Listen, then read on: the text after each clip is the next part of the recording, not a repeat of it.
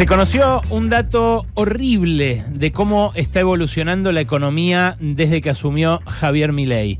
Un dato espantoso, un dato que muestra cuán profundamente desigualador es el modelo que se puso en marcha con la mega devaluación del 122% ahí a mediados de diciembre, cuando Luis Caputo dijo que iba a cerrar la brecha cambiaria y que se ponía en marcha el camino a la dolarización. Bueno, nada de eso ocurrió, volvió a empinarse ahora la brecha entre el dólar oficial y el dólar paralelo, pero lo que informó el INDEC, y arranco por felicitar a Marco Lavagna por decir la verdad, porque es una verdad muy incómoda, para mí demoledora, lapidaria respecto de la marcha del gobierno, es un salto en la desigualdad inédito en 20 años. ¿Por qué me parece muy importante hablar de la desigualdad? Bueno, porque es la clave del problema no resuelto por la democracia en estos 40 años. La desigualdad se instaló como un cáncer en la Argentina con la última dictadura militar y va en contra de nuestra idiosincrasia en un montón de aspectos. Nosotros somos una sociedad que está acostumbrada a hacerle una gauchada al de al lado, a mirar al de al lado, a no dar vuelta a la cara como hacen en otros lugares de Latinoamérica. Y por eso la desigualdad que escandalizaba a la gente que se volcó por la lucha armada, por ejemplo, en los años 70, que era mucho menor que la actual, era para ellos suficiente justificativo como para tomar las armas y dar la vida, incluso. Bueno, la desigualdad ahora acaba de pegar un salto que la llevó al mayor nivel en 16 años. Es algo técnico, el índice de Gini. El índice de Gini es lo que mide la desigualdad. Cuando están más cerca de 1, las sociedades son más desiguales. Cuando están más cerca de 0, son perfectamente igualitarias. Está distribuido el ingreso perfectamente entre todos los integrantes de una sociedad.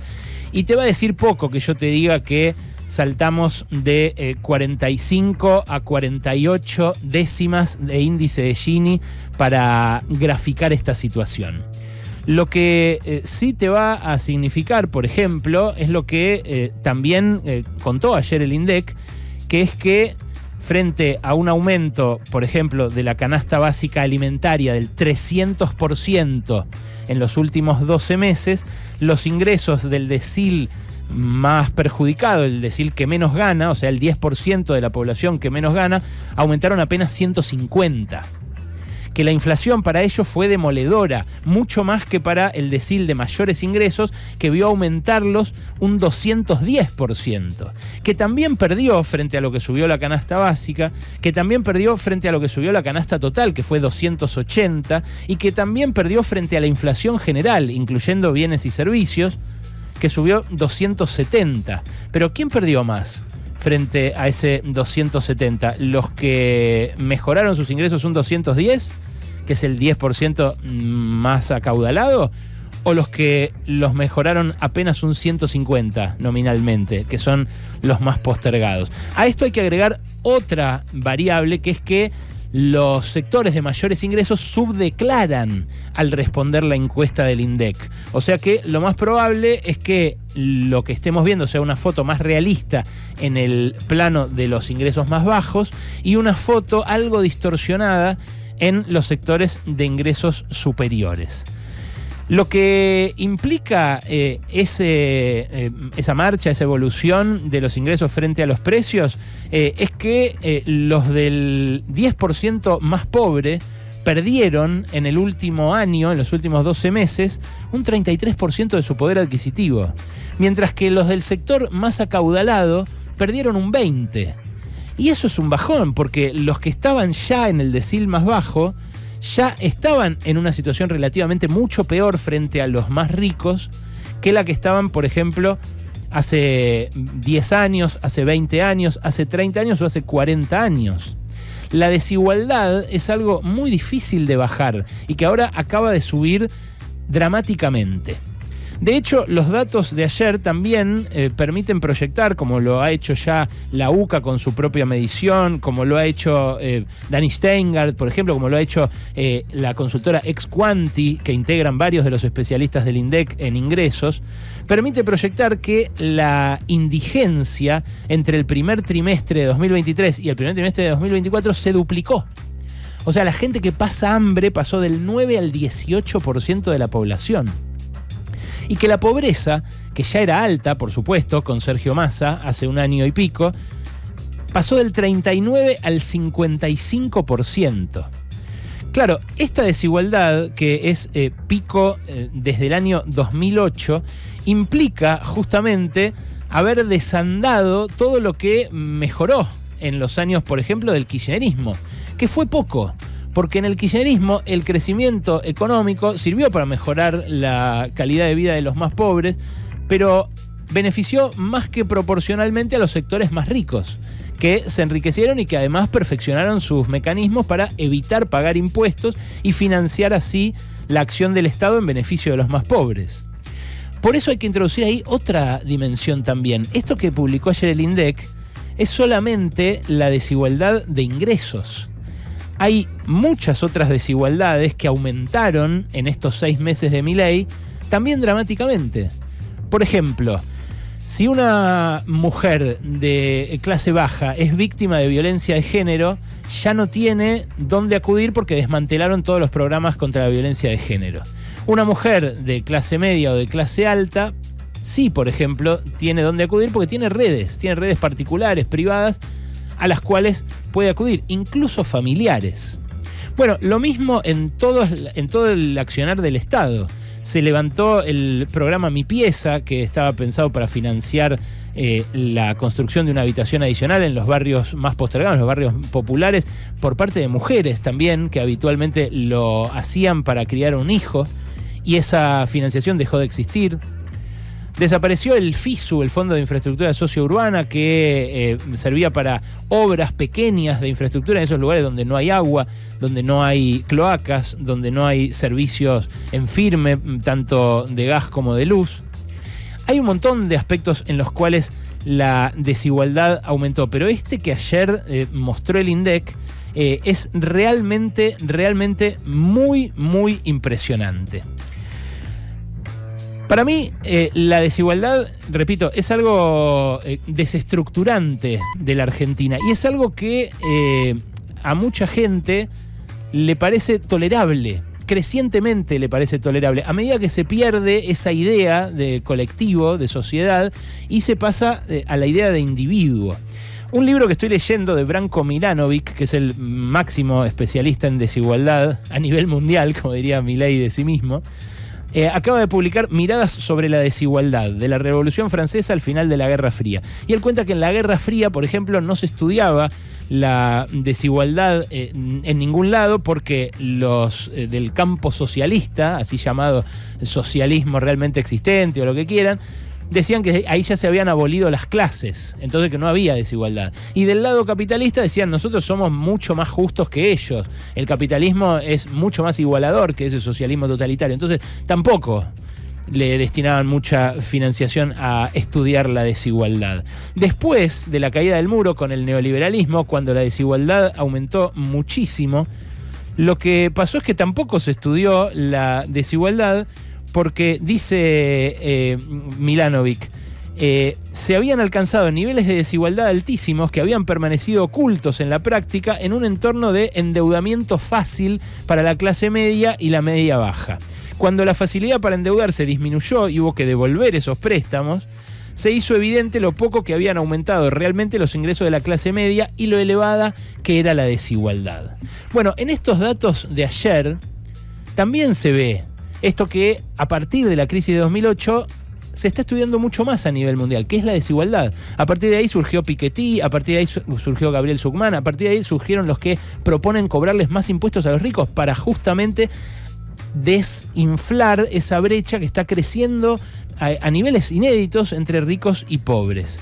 Y de ahí también apareció el interés por la obra de Milanovic, este tipo que te acabo de citar. Lo que desmienten los números de ayer del INDEC también es lo que dijo Luis Caputo en reiteradas ocasiones, que es que el peso del ajuste está cayendo sobre la clase media más que sobre la clase baja.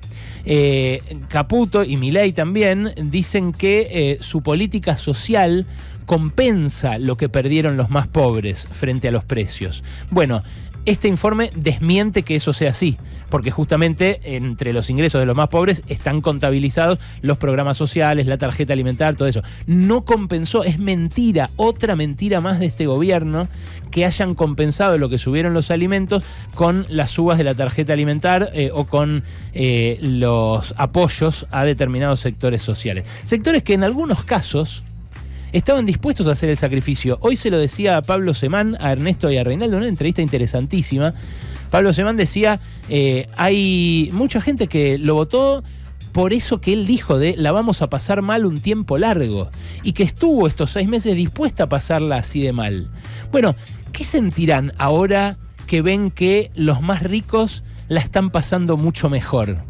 ¿Qué sentirán ahora que se ve nítidamente en los números oficiales que el ajuste recayó sobre todo sobre las clases bajas y sobre todo sobre los sectores populares? ¿Qué pensarán de esa mentira, repito, mentira flagrante que dijo Caputo y que dijo Milei tantas veces sobre quién paga el ajuste? Ayer habló el ministro de Economía y habló canchereando, quizás por lo nervioso que lo tiene la suba del dólar. Escucha. Dentro de los ruidos hablan de el tipo de cambio. Se escapa el tipo de cambio porque se fue a 1.300. Llegamos con un tipo de cambio nosotros en 1.180. O sea, subió un 10% en 6 meses. Al gobierno anterior el tipo de cambio se le fue de 60 a 1.200. ¿Sí? A estos 1.180. O sea, subió 20 veces. No hay más periodistas llorando en televisión. Durante esos 4 años se le fue la sensibilidad social a los periodistas e incluso les alcanzaba, con el dólar a 1.000, les alcanzaba la plata para viajar con sus familias a Qatar a ver el Mundial de fútbol. Yo no sé de qué periodistas habla Caputo, pero mezcla todo. Y evidentemente está nervioso, no sé si por la disparada del dólar o por las zancadillas internas que le está haciendo Federico Sturzenegger, que quiere entrar al gabinete, habiéndose peleado muy feo con él, habiéndolo corregido incluso on the record en una entrevista en estos 6 meses en los que él fue ministro. Caputo es un tipo muy rico, es un tipo de muchísima guita. Declaró, hizo una declaración jurada este año que es absolutamente absurda. Declaró inmuebles que miden 1 metro cuadrado, por ejemplo. Declaró un departamento valuado en $70.000. Dice que tiene cocheras, que tiene un par de lotes, pero las valuaciones son todas ridículas. Y lo que sabemos de Caputo es que es un millonario de Wall Street, un tipo que se fue de acá, que laburó en JP Morgan, que laburó en Deutsche Bank, que fue estratega de inversión en ambos lugares y que acá vive rodeado de lujos que resultarían escandalosos hasta en los países más ricos del planeta.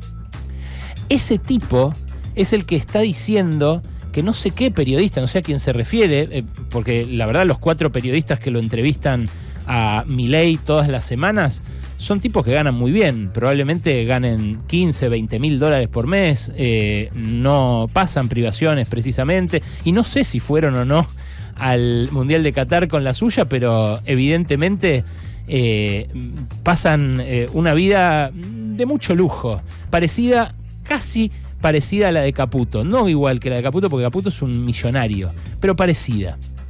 El ministro de Economía también habló de las jubilaciones, de quienes aguantaron el mayor peso del ajuste. Dijo esto. ¿Cuántos de ustedes, de los que están acá, saben que desde que asumió Milei, las jubilaciones subieron 4% en términos reales? No veo ninguna mano levantada. Se los vuelvo a decir, desde que asumimos, las jubilaciones subieron 4% en términos reales. En dólares, 100% prácticamente.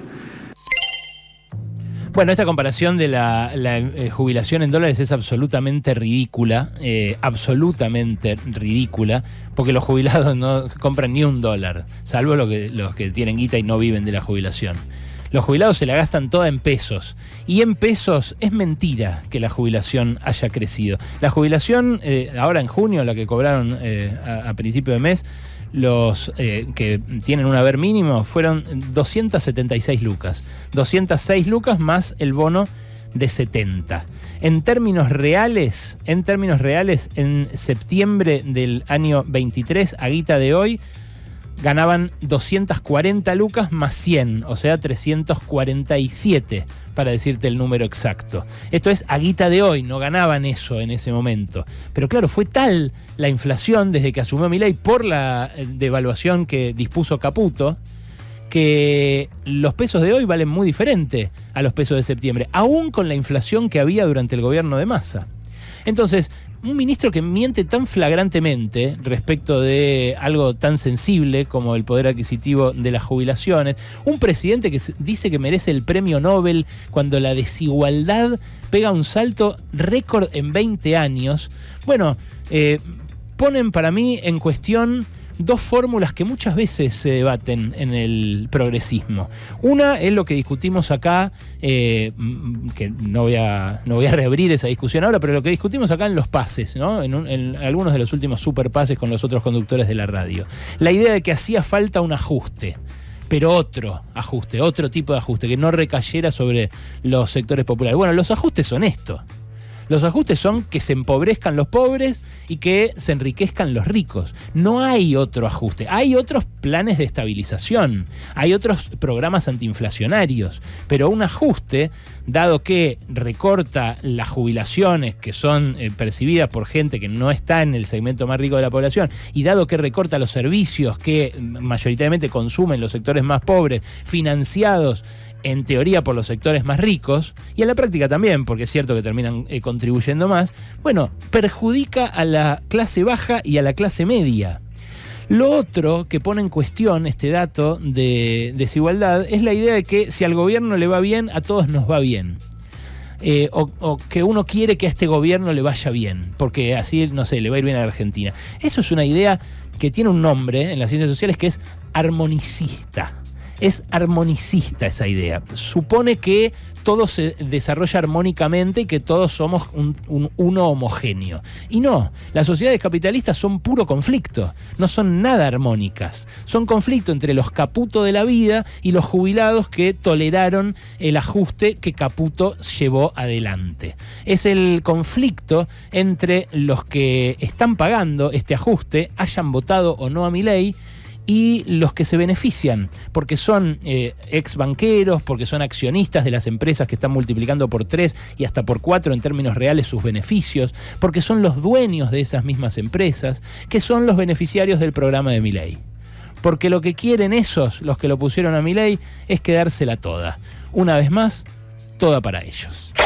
Pasaron cosas con Alejandro Berkovich en Radio con Vos.